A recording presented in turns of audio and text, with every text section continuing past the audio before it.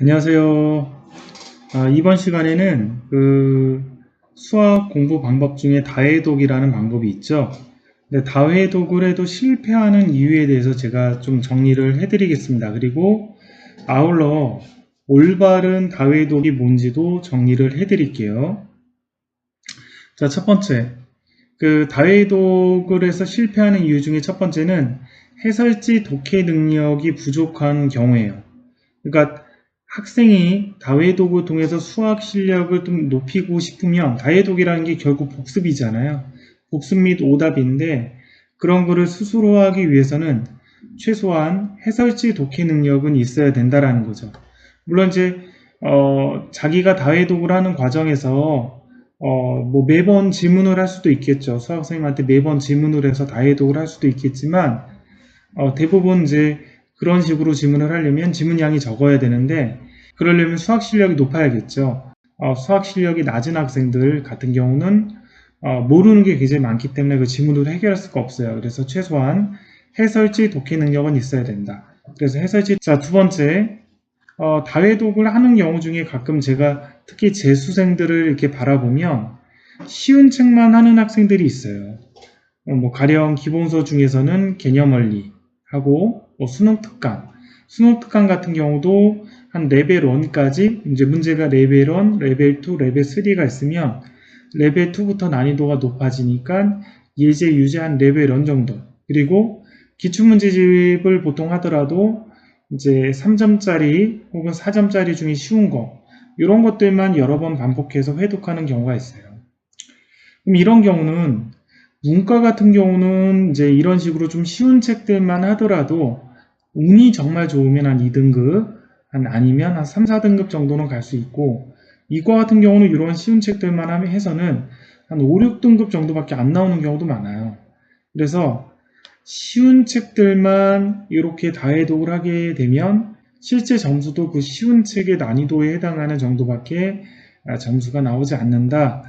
이렇게 생각을 하시면 됩니다. 그래서 나는 기본서도 6회독을 했고 수능 특강도 여러 번 봤고 기출문제도 여러 번 회독을 했는데 왜 점수가 안 나올까? 그러면 이제 쉬운 데까지만 한 거죠. 그러니까 수능이든 혹은 학교 시험이든 자기가 고득점을 바란다면 그 고득점을 받기 위한 그 난이도에 해당하는 책까지는 다해독이 돼야 된다라는 거예요. 자, 세 번째, 다해독을 했을 때 실패하는 경우는 이게 좀 잘못된 방식을 다해독이라고 알고 독해하듯이 다해독을 하는 학생들이 있어요. 그러니까 독해하듯이 다해독을 한다라는 거는 수학 문제집을 풀겠죠. 풀면 이제 모르는 것들이 있겠죠. 모르는 것들을 해설지를 펼쳐놓고 해설지를 독해하면서 읽는 거죠. 독해하면서 읽으면서 이건 이랬구나. 나는 이거 몰랐지. 그리고 넘어가는 거예요. 그리고 다음에 또 틀렸던 문제, 해설지를 본 문제들만 다시 골라가지고 또 보는 거죠. 또 봐가지고 안 되면 안 풀리면 또 해설지를 읽는 거죠. 그러면 다해독의 목적이 이제 문제의 능력을 높이는 건 아니라도 오랫동안 기억하고 정확히 알고 그러기 위해서 이제 장기 기억에 집어넣기 위해서 다해독을 하는 건데 이렇게 독서하듯이 독해하듯이 해설지를 읽고 안 풀리면 읽고 나중에 또 복습해도 또 안 풀리면 읽고 이런 식으로 다해독을 해서는 다해독의 초기 목적 그냥 오답 및 복습 정확히 알기가 안 된다라는 것이죠. 자, 네 번째, 이것저것 올바르게 다해독을 했는데도 문제 해결 능력을 높이는 것이 병행되지 않으면 역시 망할 수가 있습니다. 대표적으로 보면 작년 수능 혹은 재작년 수능 같은 경우는 어땠습니까?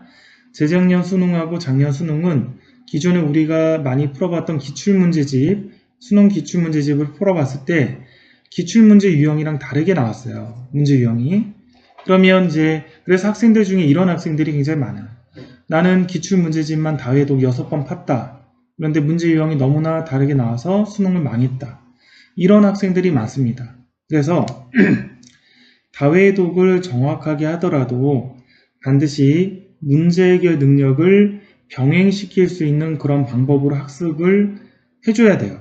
그런 게 안 되면 작년이나 재작년 수능같이 시험 문제 유형이 바뀌어버려서 기존의 기출문제를 완벽하게 이해를 해도 또 다른 유형이 나와서 그거를 적응을 못하면 점수가 망하게 되고요.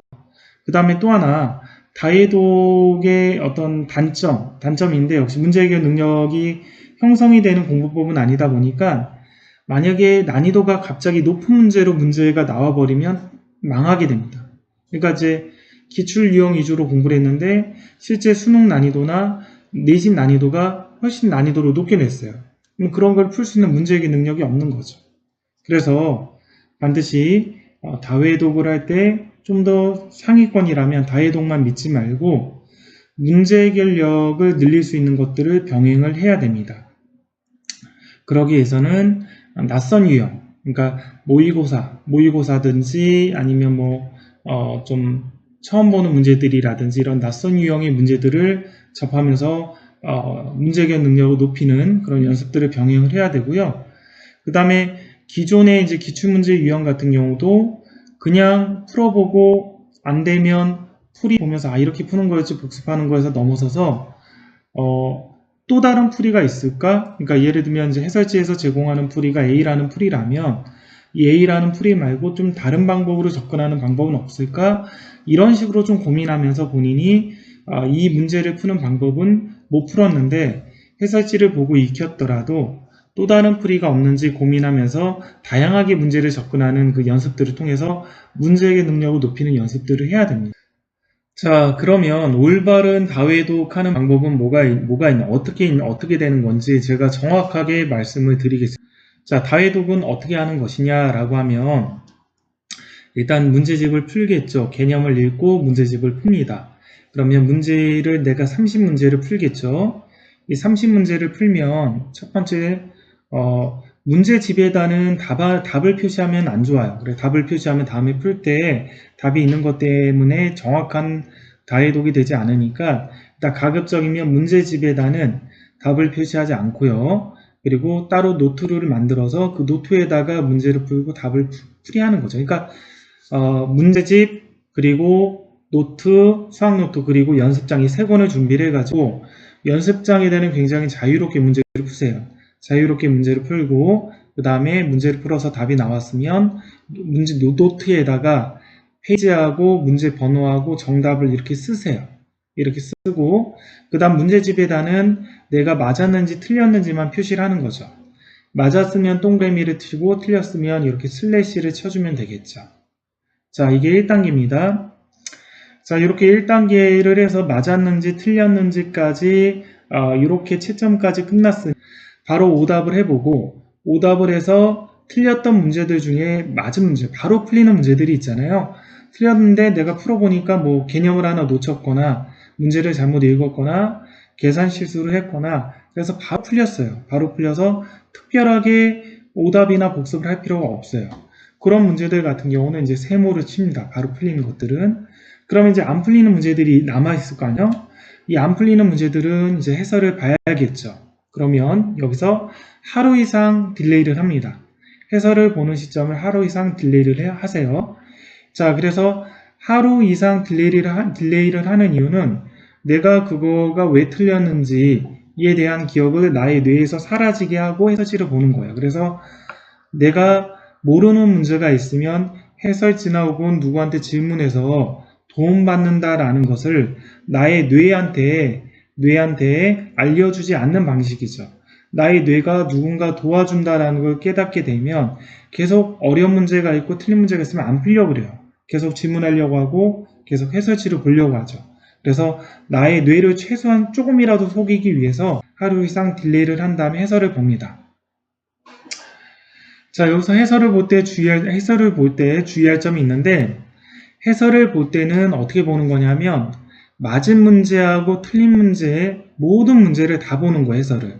그러니까 내가 모르는 문제만 보는 게 아니라 맞은 문제든 틀린 문제든 모든 문제를 해설을 다 보세요. 이게 중요합니다. 그래서 1번부터 30번까지 풀었으면 1번부터 30번까지 해설지를 다 보면서 맞은 문제 같은 경우는 왜 맞았는지를 체크를 하는 거예요. 나는 이렇게 풀었는데 해설지를 보니까 나랑은 좀 다른 방식으로 해서 풀었다라고 하면 내가 이게 정확하게 안 풀었구나. 이 문제는 맞긴 맞았지만 그러면 그 맞은 문제에다도 별표를 치세요. 내가 개념이 부족하고 정확히 안 풀어서 정확히 모르는 채로 맞았다. 약간 찍어서 맞았다. 그런 것들은 이거는 내가 정확히 알아야겠다. 그런 문제들은 맞은 문제라도 별표를 치세요. 그래서 맞은 문제든 틀린 문제든 해설지를 이렇게 읽어 나가는데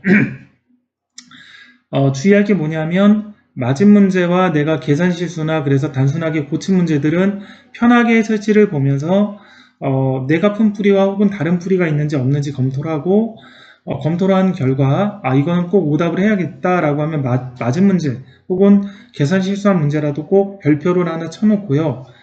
그리고 드디어 이제 모르는 문제 있잖아요. 내가 슬래시가 여전히 돼 있는 모르는 문제 같은 경우는 이제 해설을 보는데 해설을 볼 때는 저는 이렇게 했습니다. 어떻게 했냐면 해설지에 지우개 좀 큰 거 있잖아요. 큰 거를 지우개를 가지고 이렇게 가리면 해설지가 좀 가려져요. 그래서 문제를 풀 때 해설지를 넘기고 지우개를 한 줄씩 내리는 거죠. 한 줄 내려서 한 줄을 읽어보고 한 줄만 읽고 나서 내가 문제를 좀 다시 한번 풀어볼 것 같으면 바로 문제를 또 풀어봅니다. 그래서 막히면 또 두 줄만 읽어보고 또 문제를 풉니다. 그래서 또 안 풀리면 뭐 한 줄 더 내려서 세 줄 정도 읽어보고 문제를 풉니다. 그래서 최소한 해설지를 조금만 읽어보면서 내 힘으로 문제를 푸는 게 중요합니다. 당연히 이건 해설지를 봤으니까 별표가 되겠죠. 그리고 정 안 풀리는 문제들 같은 경우는 해설지를 다 읽어볼 수밖에 없겠죠. 한 줄, 두 줄, 세 줄 봐도 아이디어가 안 떠오르면 다 독해를 해가지고 이해를 하고 별표를 칩니다. 그래도 이해가 안 되는 것들은 이제 학교 선생님이나 학원 선생님한테 질문을 하면 되겠죠. 자, 여기까지 해가지고 일단 1단계가 끝납니다. 자, 이렇게 오답의 1단계가 끝나면 하루 이상 또 시간을 둬서 그 다음날 내 힘으로 못 풀고 해설지를 보고 풀었던 문제들만 다시 하얀 백지에다 문제를 풉니다. 그래서 하얀 백지에서 해설지 힌트를 보지 않고 처음부터 끝까지 내가 풀어서 답이 나오잖아요. 답이 나오면 일단은 이게 한 번의 오답이 완성이 되는 거예요. 그래서 한 번의 오답이 완성이 됐으면 넘어가는 거고 또 다시 풀어보는데 해설지를 안 보고 풀어보는데 답이 또 안 나와요. 안 나오면 또 해설지를 좀 조금씩 보면서 또 풀어봐야겠죠. 그래서 그렇게 푼 문제들은 또 마찬가지입니다. 또 하루 이상 지나서 이 기억이 좀 없어질 때쯤 다시 풀어가지고 하얀 백지에다 풀어가지고 또 그거를 처음부터 끝까지 풀어서 답이 나오는가를 확인합니다. 답이 나오면 1차 오답이 끝난 거예요. 자, 이런 작업을 해가지고 30문제에 대해서 이제 이 순서가 이렇게 되겠죠. 30문제 첫 번째 푼다. 두 번째 채점한다. 세 번째 채점 끝난 다음에 고친다. 자, 그 다음에 고친 다음에 하루 이상 지나서 내가 해설지를 보는데 맞은 문제와 고쳤을 때 쉽게 해결했던 문제, 세모표 친 문제들은 해설지를 정독을 하면서 해설지를 독해를 하면서 그 다음에 네 번째 틀린 문제들 같은 경우는 해설지를 한 줄 한 줄 보면서 힌트를 받아가면서 내 힘으로 풀었으면 풀고 난 문제들은 하루 이상 지나서 또 하얀 연습장에다 다시 풀어봐서 처음부터 끝까지 답이 나온다. 답이 나오면 이제 1차 오답이 되는 거고 답이 안 나오면 또 해설지를 조금씩 보면서 힌트 보면서 또 풀어보는 거예요. 자, 이렇게 해서 어쨌든 30문제에 대해서 어쨌든 답이 다 나오게 되겠죠. 답이 다 나와서 내 혼자 푸는 것까지가 마무리가 되면 드디어 1회독이 되는 겁니다. 1회독. 이게 1회독이에요. 1회독. 그러니까 눈으로 읽는 게 1회독이 아니라 하얀 백지에다가 처음부터 끝까지 내 손으로 풀어가지고 답이 나올 때까지 마무리하는 게 1회독입니다. 이 작업이 굉장히 오래 걸릴 수도 있어요. 끝까지 해야 됩니다. 이렇게 해서 딱 끝나면 1회독이 드디어 끝나는 겁니다.